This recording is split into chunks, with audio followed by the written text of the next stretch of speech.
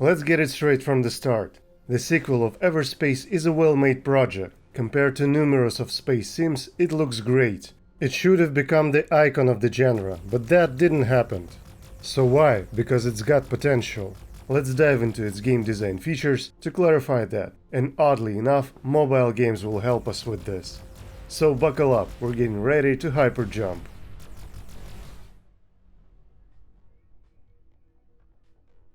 Some compare Everspace with Elite Dangerous, Future Star Citizen, or controversial No Man's Sky. But I would like to recall the mobile Galaxy on Fire series. Deep, exciting, and perfectly made, for a mobile project of course. Personally, I like the HD version of Galaxy on Fire 2, which I played through several times with a great pleasure. It was released at the beginning of 2009. So what does the Everspace 2 have to do with it? It is basically the same game. Core gameplay, basic mechanics, side activities, leveling, loot, trading, world design approach, scene staging, narration techniques, all the same. Only technological implementation and specific design feature differs. And by the way, the Galaxy on Fire series wasn't the pioneer in this genre, and also borrowed some game design elements from earlier projects. So does it mean that we have stagnating genre of space sims? Where are the all new ideas?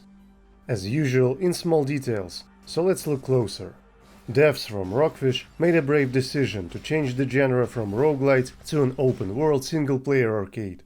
Ideologically, you should do this to bring something new to the genre, by introducing your own unique vision. Here we got classic space sim in relatively restrictive open world. And most importantly, it is not clear why devs decided to change the genre.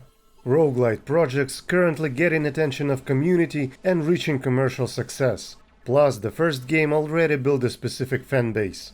Strange decision. Anyway, let's jump to core gameplay. And first of all, I want to praise high-quality implementation of basic mechanics.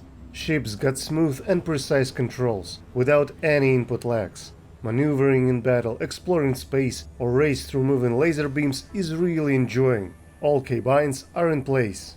There is even an option for automatic horizontal alignment. I've not tried a controller though, and I would appreciate your comment about it below. The combat system itself is fairly simple. First, you got primary and secondary weapons. There may be few slots for each of these, depending on the type of the ship. Next, combat or defensive skills, usually active ones with a cooldown-based use. The ultimate, overpowered skill that allows you to tear enemies apart in seconds, slow down time, or make your ship invisible. What else? 4 slots for consumables, several slots for equipment like radar, armor plates, reactor, and so on. That's pretty much it. And of course, you can level up everything. Increase stats, change rarity, install modifiers for weapons and equipment, improve characteristics of the ship, and so on. You can also level up your character and even companion perks. And all this through our favorite grind, smeared by the grind, wrapped around the grind, and multiplied on the dozens of meaningless hours of grind. So where were we? Oh yes, the combat system. Generally, it works great, and it is fun to fly around and shoot enemies. But as you can see, there are no unique features. We already seen this many times in other projects. Also, it seemed to me that the enemy AI system is relatively simple in terms of targeting and movement. But taking into account variety of enemies and their stat scaling, skirmishes here are very intense. Often even unbalanced. In particular encounter, you can be torn apart in a few seconds no matter what you do. And on second mission, you won't get a single scratch. Yeah, this is subjective, since my point here is based more on emotions as a player and not the analysis as a designer. All I wanted to say here is the difficulty curve issues. Specifically, the stat scale imbalance and number of enemies can rise plank extremely, which frustrate and knocks the player out of the flow state. Now let's take a look at the visual elements that are implemented at the top tier level. All starting from textures to game objects models and visual effects. Backgrounds like nebulae, stellar clusters are stunning, and even the common surfaces are magnificent. After all, it's cool when metal looks like metal and rock is just rock, and not some omnipresent Johnson, but everything is somehow too bright, colorful, Fortnite-ish if you like. And yes, I sound like an old fog, but there is no deep space atmosphere in the game because of it. Cosmos depths should be mysterious and dangerous, where no one will hear you shout. It is so quiet. Except the tremendous explosions and flames and vacuum. Although we're not here for space physics holy war, didn't we? Getting back to visuals, the game has a color vision deficiency mode option. It's more for colorblind people, I guess, but these filters also adjust the palette, creating a deeper atmosphere for my taste. User interface also well designed. Frames, fonts, menus, really stylish.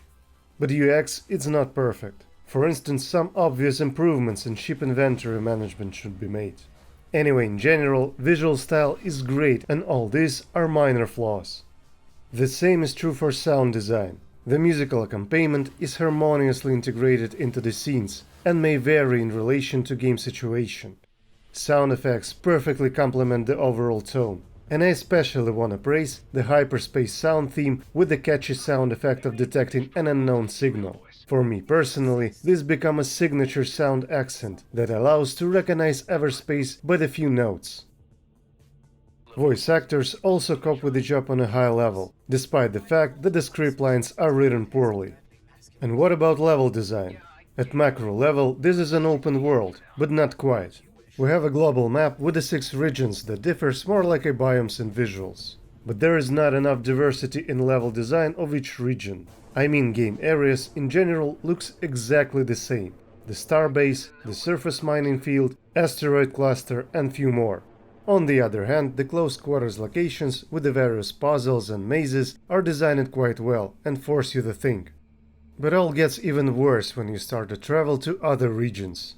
After acceleration to hyperspeed, you get load in transition into hyperspace flight, which sometimes takes for about a minute, where nothing happens. Yeah, storyline missions got dialogues here, we'll get to it in a moment. After, you get another load in transition to your destination region. Are you serious? What kind of open world is this? Yes, I do understand that without these transitions, it is hard to implement world of such scale. But you put here 2 loading sequences with an idle minute in between. All immersion is lost and you fall out of the context in these moments. Needless to say that the context as the form of narration in Everspace is one of the weakest design elements. Sorry, no, not weakest, it's generic. It's like in manuals, there is a conflict in each dialogue scene, without any character motivation or else. Just I don't like you, I won't trust you, etc. It ends with a common request to bring something or fly somewhere, after which characters become best friends. There are attempts in plot twists and some comic dialogues, but it is simply boring. Like the whole project, to be honest. Yeah, it's visually impressive, exciting at some moments, but overall generic. I expected more from Everspace in terms of game design innovations. You know, when I played Galaxy on Fire on a mobile, it was really exciting, and there were new features and elements that enhanced that gaming experience. Oh, almost forgot, there is a late game in Everspace, in which you open rifts, where you face waves of enemies, then a boss, and get in loot the same icons but different color. It's a design breakthrough, huh? In any case, I wish the Rockfish further success, and I am sure that having such a talented development team, you should have a courage to implement something new and unique. You guys will succeed, just need a bit of faith. And I thank you very much for watching. If you like this video, you know what to do. I'll see you soon. Bye.